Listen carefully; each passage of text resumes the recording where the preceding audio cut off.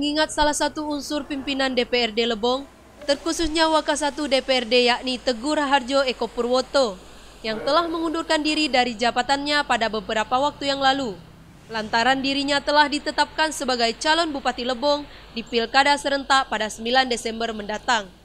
Pasca pengunduran jabatan ini, sebelumnya dipastikan untuk kursi Wakasatu mengalami kekosongan, dan Partai Nasdem pun menetapkan Dedi Haryanto menduduki jabatan tersebut.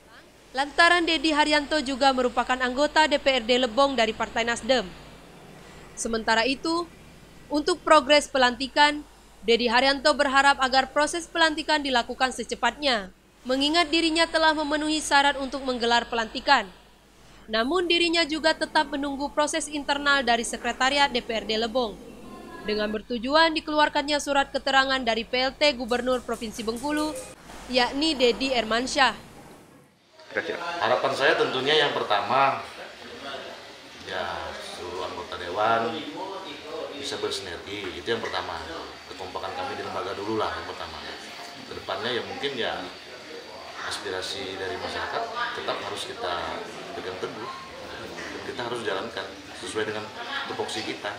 Dari lokasi, Tim Liputan Lebong TV melaporkan.